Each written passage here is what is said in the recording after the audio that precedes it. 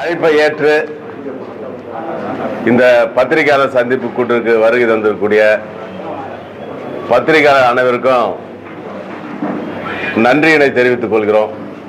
MS எப்படி வந்துருங்களா? நன்றியினை தெரிவித்துக் கொள்கிறோம்.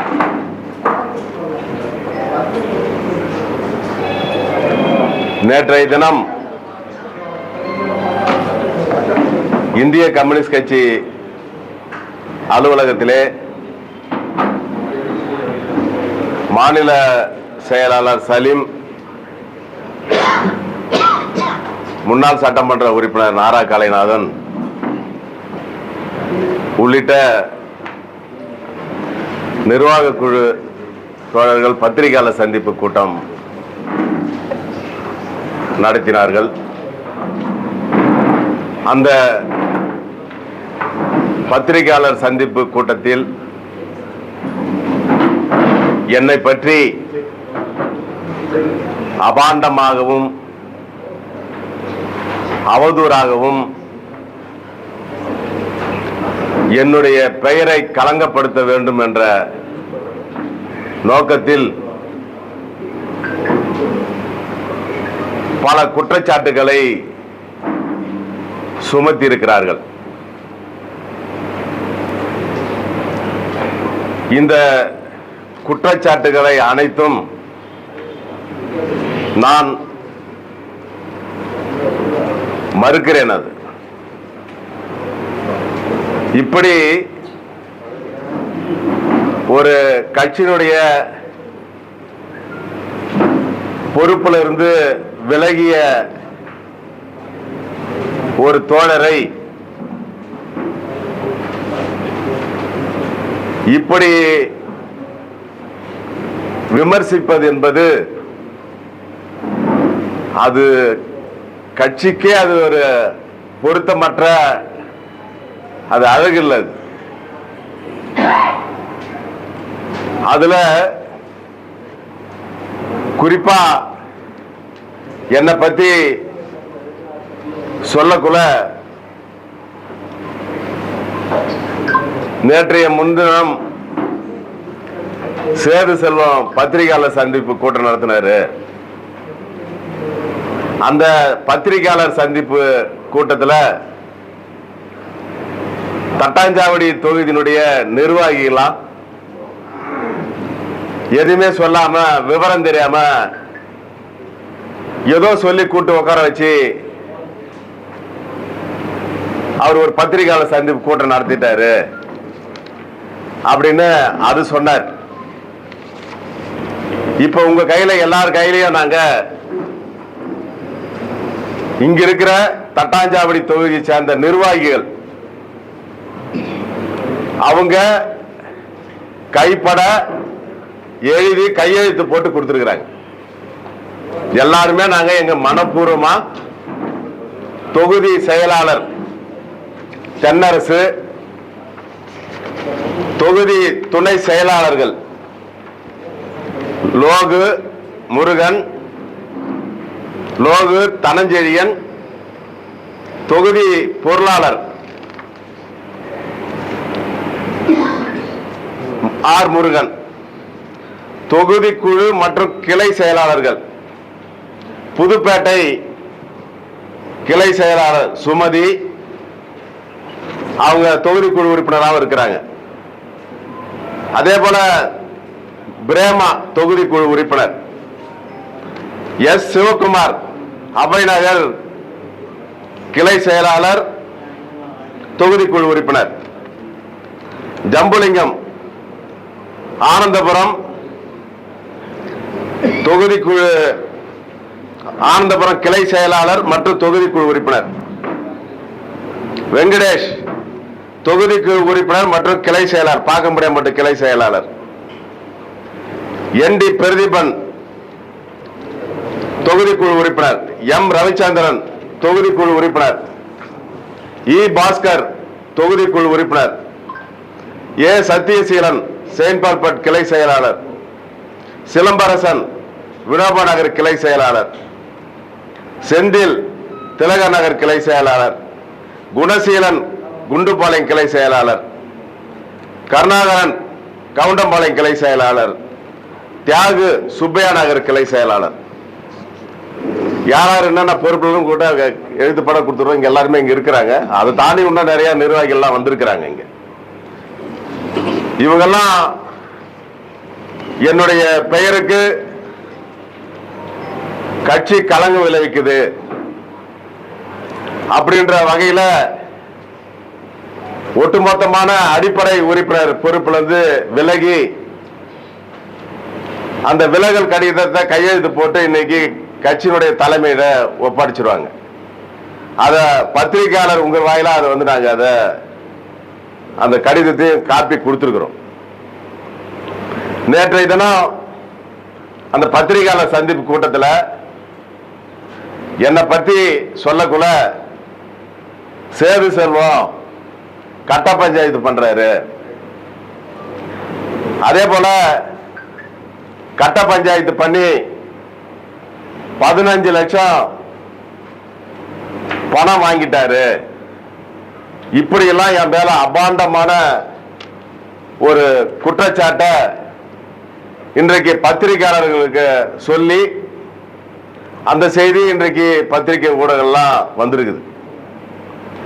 ஒரு பொது வாழ்க்கையில ஒரு 35 ஆண்டு காலம்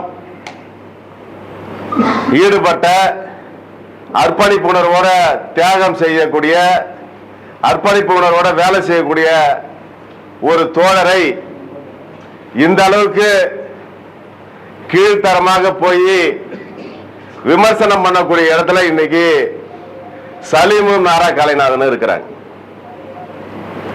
இது இந்திய கம்யூனிஸ்ட் கட்சியினுடைய கட்சி அணிகள் இத தெரிஞ்சுக்கணும்.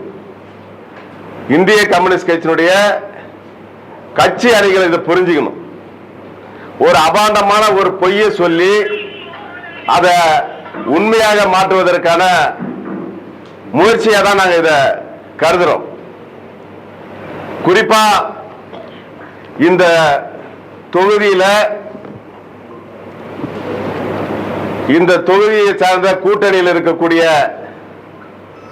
சில கட்சியை சார்ந்தவர்கள் நான் தான் வேட்பாளர் அப்படின்னு ஒரு 3-4 மாசமா போய் கேன்வாஸ் பண்றாங்க, ஓட்டு கேட்கறாங்க.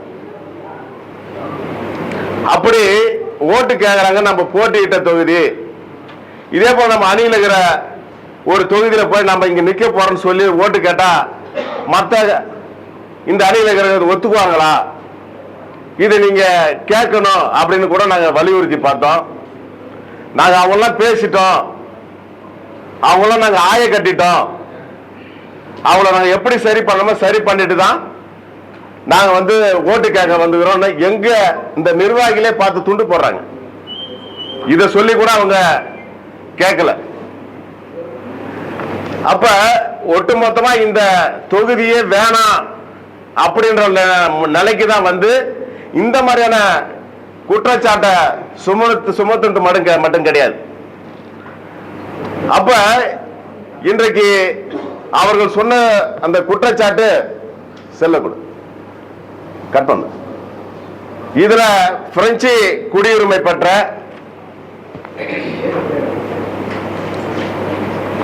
ஒருவர் பால்ராஜ், அவர் பேர், பிரெஞ்சு குடியுரிமை பெற்றவர், எஸ்பி சிவகுமார் சம்பந்தப்பட்ட இந்த பிரச்சனையில என்ன தொடர்பு படுத்தி அவர் கட்சி அலுவலகம் வந்ததாகவும், கட்சி அலுவலகத்தில் வந்து என்ன பத்தி ஒரு புகார் கொடுத்ததா, கட்சி அலுவலகம் வந்து என்ன பத்தி புகார் கொடுத்ததா நேத்திய பத்திரிகையாளர் சந்திப்பு கூட்டத்தில் சொல்றாங்க. அன்னைக்கு கட்சி அலுவலகம் வந்து அவர் ஒரு கடிதம் கொடுத்தார். அந்த கடிதம் என்பது எஸ்பி சிவகுமார் இத மாதிரி எங்க இடத்துல இருந்து மிரட்டுறாரு, காலி பண்ண மாட்டாரு அப்படின்னு ஒரு கடிதத்தை அவர் கொடுத்தார். அந்த கடிதம் அப்படியே போட்டோவோட, அது என்னைக்கு கொடுத்தாருன்னா ஆகஸ்ட் 27ஆம் தேதி, ஆகஸ்ட் மாசம் 27ஆம் தேதி புதன்கிழமை அன்னைக்கு ஒரு 12 மணி அளவுல வந்து நான் இருக்கிறேன் ஆபீஸ்ல, நான் இருக்கிறேன் அன்னைக்கு கட்சி அலுவலகத்தில் நான் இருக்கிறேன். பாருங்க, இந்த நபர் தான் போட்டோவோட கொடுக்குறேன். இங்க மட்டும் கொடுக்கல, இது மாதிரி எல்லா கட்சிக்கும் போய் அவரு எனக்கு இந்த மாதிரி வீட்டை காலி பண்ணி கொடுக்க மாட்டாங்க, ரொம்ப நாளா என்ன மிரட்டுறாரு, இப்படிலாம் அவரு கொடுத்த பேட்டி ஃபுல்லாவே நீங்க எல்லாருமே நாம கேட்டிருப்போம். அதுவும் இருக்குது என்கிட்ட, அதுவும் என்கிட்ட இருக்கு. அதன் பிறகு லட்சுமி நாராயண போய் கடிதம் கொடுக்குறேன். ஒவ்வொரு அரசியல் கட்சிக்கும் இந்த மாதிரி கொடுக்குறேன். அப்படி கொடுக்க கூட என்னை பத்தி ஒரு புகாரும் சொல்லல. அதே போல அவர் பேட்டி கொடுத்தார். அந்த பிரெஞ்சு குடியுரிமை பெற்றவர் பேட்டி கொடுக்க கூட சேது செல்வம் என்ன இந்த மாதிரி ஏமாத்திட்டாரு, காசு வாங்கினார், எந்த பேட்டியிலுமே என்னை பத்தி சொல்லியிருக்க மாட்டார். நான் இருக்கிறேன். அன்னைக்கு அவர் சொன்னது, இவரு நினைச்சிருந்தாருன்னா முடிஞ்சிட்டு இருக்குங்க, அவர் ஆபீஸ்ல நான் இருக்கிறேன், எங்க ஆபீஸ்ல கட்சி ஆபீஸ்ல, இவர் நினைச்சிருந்தாரா முடிஞ்சிட்டு இருக்கணும்னு சொல்லிட்டு ஒரு வாரம் சொல்லிட்டு போயிட்டார். இது எப்ப நடந்ததுன்னா ஆகஸ்ட் 27 நடந்தது. ஆகஸ்ட் 27 நடந்ததுன்னா இன்னைக்கு கிட்டத்தட்ட இன்னைக்கு தேதி வரை கணக்கு பண்ணா 75 நாள் ஆகுது. நீங்க கொஞ்சம் தயவு கூர்ந்து பத்திரிகையாளர்கள் கொஞ்சம் நான் என்ன சொல்ல வரது கொஞ்சம் நீங்க முழுசா தெரிஞ்சுக்கிறது தான் என்னுடைய முழு வேண்டுகோள். ஏன்னா எனக்கு ஒரு களங்கம் ஏற்படுத்தி இந்த தொகுதியை போட்டியிடக்கூடாதுன்னு திட்டமிட்டு இதை 75 நாளாவது அவரு அப்பயே என் பேர்ல புகார் கடிதம் கொடுக்கல, புகார் கடிதம் கொடுத்ததா போய் சொன்னாங்க. அப்ப அதன் பிறகு கட்சியினுடைய மாநில மாநாடு செப்டம்பர் மாசம் 2-3 தேதியில நடக்குது. 27ஆம் தேதி ஆகஸ்ட் 27ஆம் தேதி புகார் கொடுத்ததா சொல்றாங்க. அதுவும் என் பேர் கிடையாது. கட்சியினுடைய மாநில மாநாடு செப்டம்பர் 2-3 தேதி நடக்குது. அந்த மாநாட்டில் நான் கட்சியில நிர்வாக குழு பொறுப்பு தேர்ந்தெடுக்கிறேன். அப்ப அந்த கடிதம் அது அன்னைக்கு கிடைச்சது உண்மை இருந்திருந்தா என் பேர் எனக்கு பொறுப்பு வழங்கப்பட்டிருக்குமா மாநாட்டில் அந்த கடிதம் கொடுத்தது என்ன குறிப்பிட்டு புகாரா கொடுத்திருந்தால் எனக்கு மாநாட்டில் தேர்வு பெற்றிருப்பேன் நானு. அப்ப இப்படிப்பட்ட ஒரு பொய்யான தகவலை சொல்லியிருக்கிறாங்க. அதன் பிறகு கட்சியினுடைய மாநாடு எல்லாம் முடிஞ்சு முதல் நிர்வாக குழு கூட்டம் நடக்குது 30/10/2075 வியாழக்கிழமை. முதல் நிர்வாக குழு கூட்டம் நடக்குள்ள என்கிட்ட ஒரு உங்க சம்பந்தமா ஒரு பிரச்சனை வந்திருக்குது அப்படின்னு சொல்லிட்டு அந்த பிரச்சனைய நாரா கலைநாதன் பேசுற, செக்ரட்டரி பேசல, அஜெண்டா இதுல நாரா கலைநாதன் அந்த நிர்வாக கூட பேசுறாரு.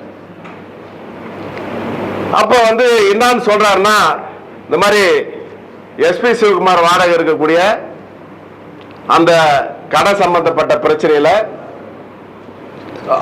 அங்க பிரெஞ்சு குடியுரிமை பெற்றவர்கிட்ட நீங்க 2 செக்கு வாங்கியிருக்கிறீங்க. 5 லட்ச ரூபாய் ஒரு செக்கும் 10 லட்ச ரூபாய் ஒரு செக்கும் நீங்க வாங்கியிருக்கிறீங்க. இது உண்மையான என்ன கேக்குறாங்க. அது சம்பந்தமா ஒருத்தர் நான் செக்கு வாங்கிட்டனோ கட்சிக்கு கடிதமோ கொடுக்கல, இருந்தாலும் கேட்கறாங்க. நானு இப்படி ஒரு செய்தி வந்திருக்குது அப்படின்னு கேட்கல. நானு அத உளப்புறமா அதுக்கு மதிப்பு கொடுத்து நான் பதில் சொல்றேன். யாரு என் பேர்ல புகார் கொடுத்தாங்க, கடிதம் கொடுத்தாங்களா, அது நடந்தது அப்படிலாம் நான் எதுவுமே கேட்கல. ஏதோ கட்சிக்கு ஒரு செய்தி யாரோ சொல்லியிருக்கிறாங்க, ஆனா கேட்கறாங்கன்னு நான் சொல்றேன். அப்ப நான் விளக்கம் கொடுத்த கட்சிக்கு அந்த இடத்த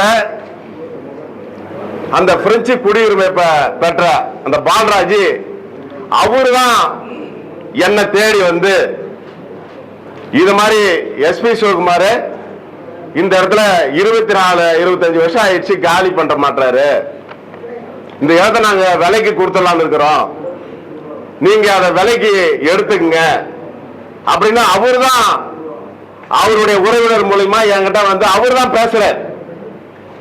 நீங்க ஒரு அக்ரிமெண்ட் போட்டுங்க, அத நீங்க ஒரு அக்ரிமெண்டே போட்டுங்க. இல்லங்க காசு இல்லாம எப்படிங்க அக்ரிமெண்ட் போடணும், முதல்ல ரேட் எல்லாம் பேசுங்க, அப்புறமா அது சம்பந்தமா நம்ம முடிவு பண்ணலாம் அப்படின்னு நான் சொல்றேன்.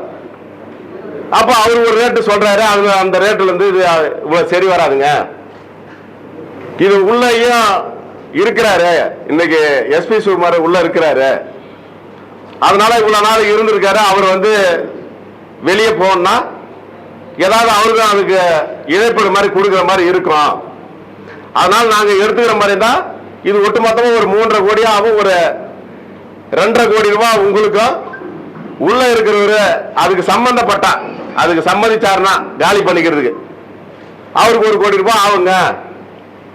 அப்ப இது ஒரு 3.5 கோடி ரூபாய் ஆகும் அப்படின்னு சொன்ன பிறகு அவரு அதுக்கு சம்மதப்பட்டு 5 லட்சம் ரூபாய் எங்க கிட்ட அட்வான்ஸாவே வாங்கினார். என் தம்பி ரியல் எஸ்டேட் பண்ற, நான் எனக்கு ரியல் எஸ்டேட்டோ இந்த மாதிரி புரோக்கர் வேலை செஞ்சோம், இடைத்தரகர் வேலை செஞ்ச பழக்கமே கிடையாது. அவர் உறவினர் மூலமா வந்ததுனால இதை எப்படியா பண்ணி கொடுங்க. என் தம்பி ரியல் எஸ்டேட் பண்றது எல்லாருக்குமே தெரியும். அவர்கிட்ட ஒரு 5 லட்சம் ரூபாய் வாங்கி இதை கொடுத்துட்டு சரி 5 லட்சம் ரூபாய் அட்வான்ஸ் பண்ணியாச்சு. அப்ப உள்ள இருக்கிறவரு ஒரு முக்கியமான பிரமுகர், நம்ம இன்னும் அவருடைய கருத்தை நம்ம கேட்கலையே, அப்புறம் எப்படி அது சரியா இருக்குன்னு அவர்கிட்ட இது மாதிரி என்கிட்ட வந்திருக்குது, விலைக்கு வாங்க சொல்றாங்க, இந்த இடத்த உங்ககிட்ட சம்பந்தமா பேசலாமா அப்படின்னு நான் அவர்கிட்ட போன் பண்ணி கேட்டேன். நீங்க பேச எனக்கு அடியாலாம் அனுப்பிச்சாரு அவரு, ஒரு 10க்கு இது பல வருஷமா நடக்குது, எனக்கு அடியாலாம் வந்து என்கிட்ட பேசுவாங்க, நான் யாரையும் பேசுறதுக்கு அனுமதிக்கல, நீங்கன்றதுனால நான் அதை பேசுறதுக்கு உடன்படுறேன், இத பேசி எப்படியா எனக்கு சுமூகமா இதை முடிச்சு கொடுங்க அப்படின்னு இப்படி சொல்லிட்டாரு அவரு. அப்ப நாங்க திரும்ப சொல்றோம், நாங்க அவரே எடுத்துக்கிறேன்னு சொல்றாரு, உள்ள இருக்கிறவரே பணம் கொடுத்து இதை எடுத்துக்கிறேன்னு சொல்றாரு. இந்த தகவலையும் அவர்கிட்ட சொன்ன பிறகு பேச்சுவார்த்தை நடக்குது. அவர் ஒரு ரேட்டு சொல்றாரு, இவர் ஒரு ரேட்டு சொல்றாரு, கடைசியில அது 3 கோடி ரூபாய்க்கு சம்மதிச்சாரு அந்த பிரெஞ்சு குடியுரிமை பெற்றவர். அப்ப நாங்க என்ன சொல்றோம், 3 கோடி ரூபாய்க்கு அவர் சம்மதிச்சிட்டாரு. அப்ப எஸ்பி சுகுமார் நீங்க இதுல இடையில இருந்து செயல்படுறீங்க, உங்களுக்கு ஏதாவது உதவி பண்றேன்னு என்கிட்ட சொல்றாரு. இல்ல இல்லங்க நீங்க ஏதாவது கொடுக்குறதா கூட அவர்கிட்டே கொடுத்து அதை முடிச்சுன்னு போயிடுங்க அப்படின்னு அதுக்கு அவர் உடன்பட்டாரு. 3 கோடி ரூபாய்க்கு அவர் உடன்பட்டார், ஒத்துக்கினார். அப்ப அவர் ஒத்துக்கினாரு. ஒத்துக்கின பிறகு அவங்க ஃபேமிலியில எஸ்பி சுகுமார் மனைவி பிள்ளைங்களாம் உட்கார்ந்து பேசி இது என்னைக்கு அக்ரிமெண்ட் வச்சுக்கலாம் அப்படின்னு கேட்கக்குள்ள அவர் வர சொல்லுங்கன்னு சொல்லிட்டார்.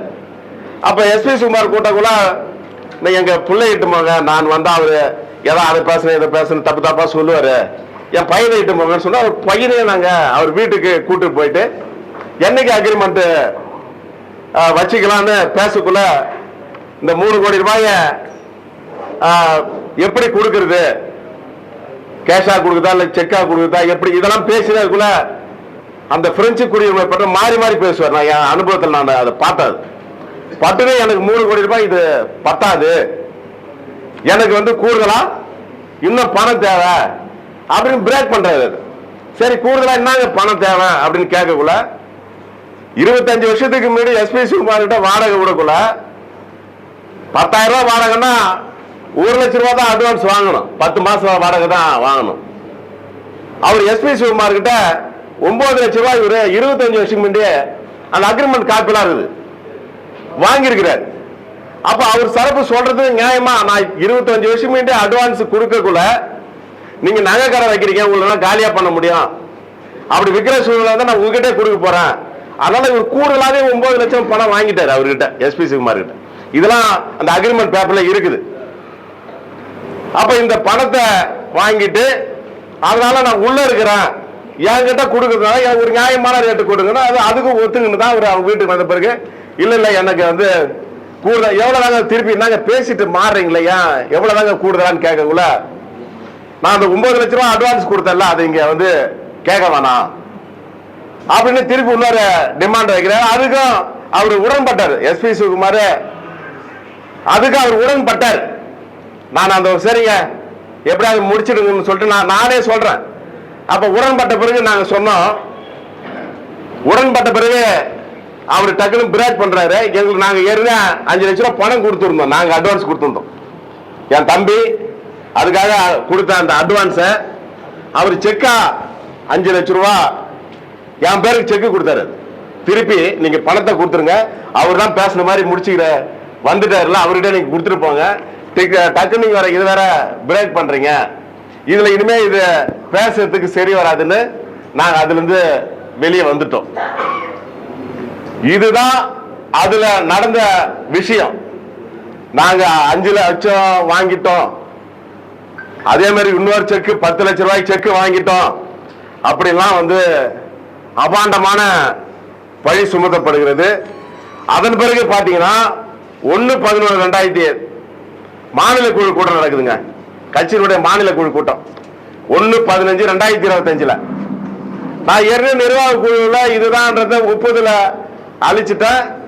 அட்வான்ஸா என் தம்பி கொடுத்தாரு, அந்த பணத்தை செக்கா கொடுத்தாங்க அப்படின்னு முடிச்சுட்டா நிர்வாக குழு அப்ப ஏத்துக்கினாச்சு.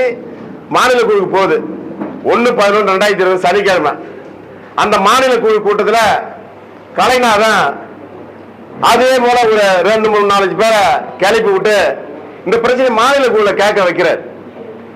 இது மாதிரி சேது செல்வம் 15 லட்சம் ரூபாய் பணம் வாங்கியிருக்கிறாரு, அது சம்பந்தமா பேசணும் அப்படின்னு ஒரு மாநில குழு இருக்கிற ஒருத்தர் கேட்கிறார். இல்ல இது சம்பந்தமா ஏற்கனவே மாநில குழுல அவர் எப்படி சொல்றாங்க பாருங்க. இது சம்பந்தமா ஏற்கனவே நிர்வாக குழுல பேசியிருக்கிறோம், அவரும் ஒத்துக்கினாரு. மாநில குழுல எப்படி தப்பான தகவல் சொல்ற ஏற்கனவே நிர்வாக குழுல பேசணும், அதையும் ஒத்துக்கணுங்கிற. அங்க நான் ஒத்துக்கினது 5 லட்சம் ரூபாய் நாங்க பணம் அட்வான்ஸ் பண்ணிருந்தோம். அந்த பணத்தை திருப்பி அவர் செக்கா கொடுத்தாரு. இதுதான் நடந்து தெளிவா சொல்லிட்டு அது ஏத்துக்கிச்சு அந்த நிர்வாக குழு. அப்ப இந்த மாநில குழு இந்த பிரச்சனை வந்த உடனே நாங்க திருப்பி நிர்வாக குழு கூட்டி பேசிட்டு சொல்றோம். அந்த மாநில குழு முடிச்சிடறாங்க 1/11/2020.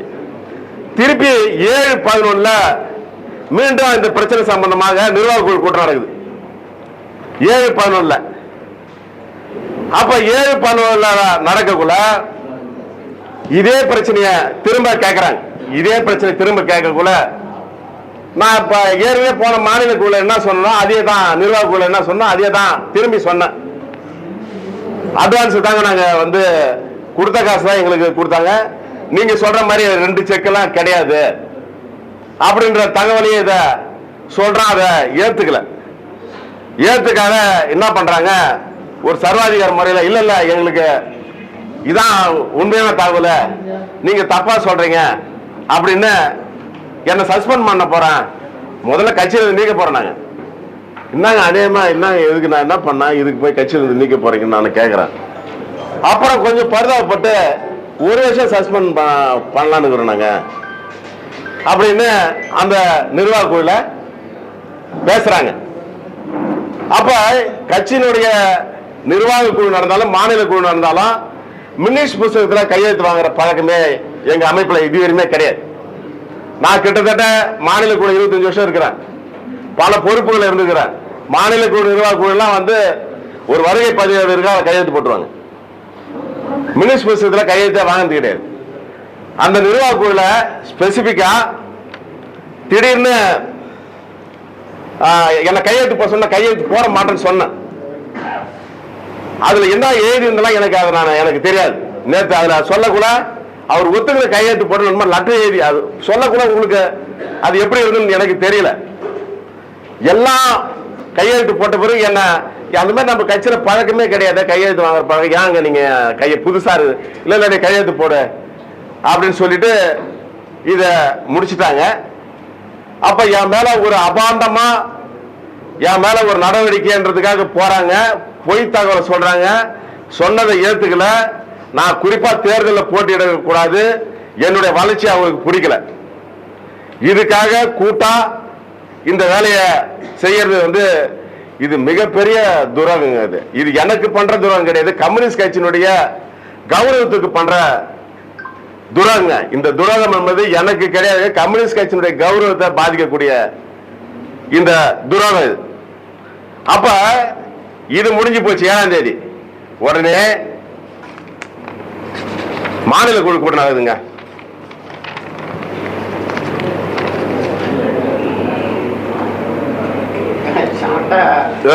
கொஞ்சம் கொஞ்சம் கொஞ்சம் தயவு செய்து கொஞ்சம் 1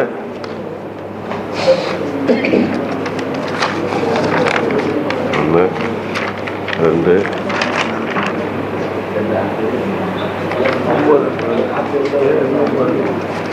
அதன் பிறகு 9-11 எனக்கு இழைக்கப்பட்ட அழிவு சம்பந்தமா நான் செய்தியாளரை சந்திச்சு இது மாதிரிலாம் நடந்தது நான் பேட்டி கொடுத்துட்டேன். 9-11 எனக்கு நடந்த அந்த அநீதியெல்லாம் நான் சொல்லி பேட்டி கொடுத்துட்டேன். அதன் பிறகு அவசர அவசரமா மாநில குழு நேற்று திருப்பி அன்னைக்கே 9ஆம் தேதி நான் இங்க பேட்டி கொடுக்கல, மாநில குழு அங்க கூட்டியிருக்கிறாங்க. அந்த மாநில குழு கூட்டத்தில் இதே போல ஒரு கருத்தை நான் ஒத்துக்கினாரு, கையெழுத்து போட்டு போயிட்டாரு. இப்படி தவறா திருப்பி அங்க போய் சொல்றாங்க. ஒரு 5 லட்ச ரூபா ஒரு செக்கும் அவர் பேர்ல, 10 லட்ச ரூபா ஒரு செக் அவர் வாங்கினது உண்மை அவர் ஏத்துன்னு போயிட்டாரு அப்படின்னு அந்த கருத்தை மட்டும் சொன்னது இல்லாம, நான் சட்டமன்ற தேர்தலில் போட்டியிடுறதுக்காக வைத்திலிங்க காங்கிரஸ் கட்சியினுடைய தலைவர் வைத்திலிங்கத்தை போய் நான் பார்த்து அந்த கட்சி சார்பில் வேட்பாளர் நிற்கிறதுக்கு நான் போய் கேட்டதாகவும் பேசுனதாகவும், திமுக போய் நான் அணுகிறதாகவும், அதே போல ஜேசிஎம் மார்டின் இவங்களை அணுகுவதாகவும் தவறான மாநில குழுல இப்படி ஒரு செய்தியை கட்சி தோழர்கள் மத்தியில சொன்னது மட்டும் இல்லாத அது மாதிரி தவறான செய்தியை கட்சிக்கே சொல்லியிருக்காங்க, கட்சியினுடைய மாநில குழுவுக்கு இத தெரியப்படுத்திருக்கிறாங்க. அப்ப நேற்று இந்த செய்தியாளர் சந்திப்பு கூட்டம் நடந்தது. அதுல இதுதான் மற்ற நான் சொன்ன இந்த விவரங்கள்லாம் இதை வாங்கிட்டாங்க, இதெல்லாம் சொல்லிட்டு தேர்தல் இது நடந்தது. அதன் பிறகு இதுல நான் என்ன சொல்றேன்னா, நேற்று நான் செய்தியாளர் சந்திப்பு கூட்டம் நடத்தக்குள்ளே முந்தா நாள் இதுல ஒட்டுமொத்த நிர்வாகிகள்லாம் விலகிட்டாங்க. அவங்க கிட்ட எந்த உண்மையும் தெரியாம ஒரு கூட்டு உட்கார வச்சு பேசி சொல்லிட்டாருன்னு சொன்னாங்க. அது உண்மை இல்லை, எல்லாருமே இங்க இருக்கிறாங்க. அதோட கூடுதலா இன்னும் நிர்வாகிகள் இன்னைக்கு வந்திருக்கிறாங்க. கீழ்மட்டம் இருக்கிற துறை செயலாளர் மட்டத்தில் கூட இன்னைக்கு எல்லாமே வந்திருக்கிறாங்க. அப்ப இன்னைக்கு இந்த இப்படிப்பட்ட பொய் என்பது இது சரியா இருக்க முடியாது. அப்ப 75 ஒரு குற்றச்சாட்டு என் மேல கடிதம் கொடுத்து 75 நாளுக்கு பிறகு ஒரு நாடகத்தை செட் பண்ணி சொல்றாங்க பாருங்க. கம்யூனிஸ்ட் கட்சியில என் மேல ஒரு குற்றச்சாட்டு வந்துன்னா என்னங்க இதை கேட்பாங்க, எப்ப நடவடிக்கை எடுப்பாங்க? இதெல்லாம் நான் சொன்ன அந்த தேதி ஆரம்பிச்சு 75 நாளுக்கு பிறகு இந்த மாநாட்டை ஒட்டி மாநில செயலாளர் மாத்திரன்னு மூத்த தோழெல்லாம் கருத்தை தெரிவிச்சு அதற்கு என்ன மையப்படுத்துறாங்க, என்ன கண்டஸ்ட் பண்ண சொன்னாங்க. அப்பயும் நான் கட்சியினுடைய ஒற்றுமை கருதி நான் அதெல்லாம் செய்யல. இதெல்லாம் சேர்த்து வச்சு என்ன பழி வாங்கணும், முழுக்க தேர்தலில் கூட போட்டியிடக்கூடாது என்ற இந்த சிந்தனைக்கு இன்றைக்கு வந்திருக்கிறாங்க. அதே போல இந்த இப்படி ஒரு அபாண்டமா கருத்தை சொல்லியிருக்கிறாங்க. இது சம்பந்தமா நான் மான நஷ்டஈடு வழக்கு நான் பதிவு பண்ணலான்னு இருக்கிறேன். இது சம்பந்தமா என்னுடைய பெயரை களங்கப்படுத்தியவர்கள் மீது மான நஷ்டஈடு வழக்கு பதிவு பண்ணலான்னு நான் முடிவு செஞ்சிருக்கிறேன். அதே போல தவறா கட்சி தோழர்கள்ட்ட போயிட்டு அவரு மார்டின் பேசின்னு இருக்கிறாரு, 4 கோடி ரூபாய் பணம் வாங்கிட்டாரு, கேன்வாஸ் பண்றாங்க. எங்க தோழர்கள் எல்லாம் வந்துட்டாங்கிறதுக்காக அவங்க கிட்ட போய் 4 கோடி ரூபாய் வாங்கிட்டாரு, உங்களுக்கு தெரியுமா? இப்படி எல்லாம் அபாண்டமா பரப்புறது என்பது இது அந்த அந்த கம்யூனிஸ்ட் கட்சிக்கே ஒரு இழக்கை ஏற்படுத்துற மாதிரி இருக்குது. அதனுடைய பெருமையும் அதுல இருக்கக்கூடிய தியாகத்தோட வேலை செய்யறவங்க இந்த மாதிரி கலங்கப்படுத்த கட்சியை கலங்கப்படுத்துற மாதிரியான ஒரு சூழ்நிலை தான் இது ஏற்படுது.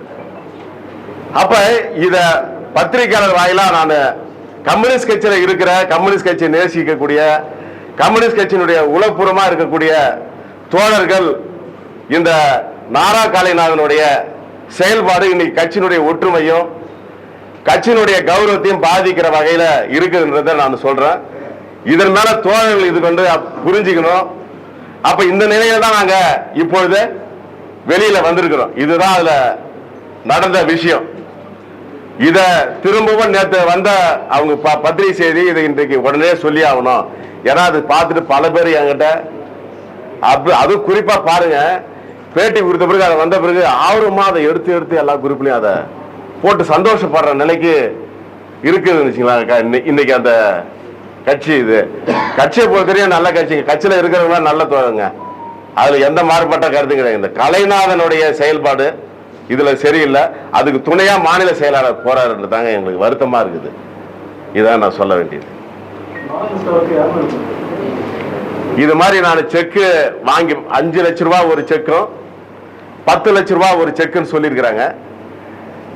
இப்ப செக்கு கொடுத்தாங்கன்னா அந்த செக்கு நம்ம வங்கியில போடுறோம், அது யாரு பேருக்கு போயிருக்குதுன்றது எப்போனா போய் எடுத்து ஸ்டேட்மெண்ட் பார்த்துக்கலாம். அப்படி எடுத்து பார்த்தாலே 5 லட்ச ரூபாய் செக்கு அதுதான் நீ அவங்க சொன்னது அது மாதிரி 10 2 செக்கு சொல்றது இருக்காது.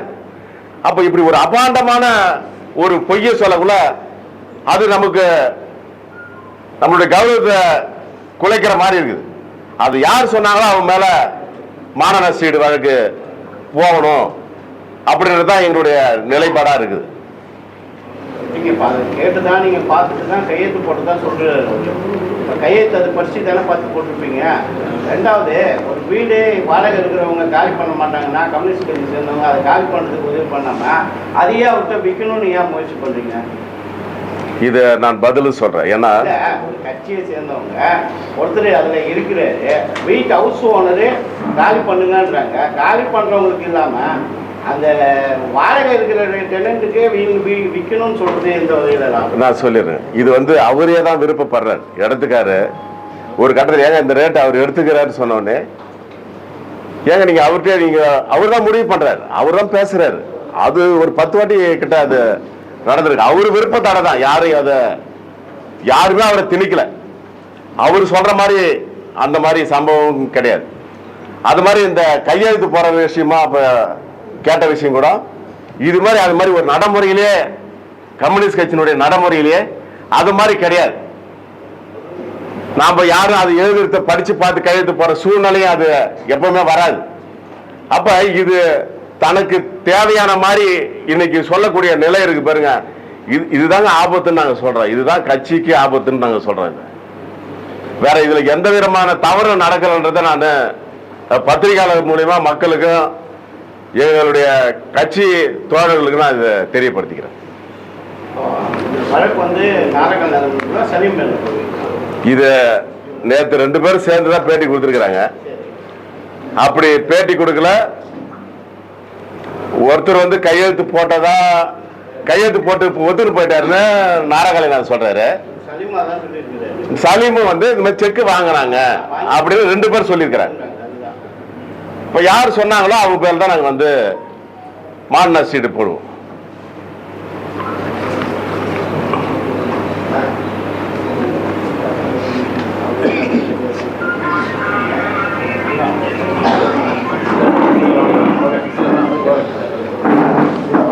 சார் முடியலாமா சார்?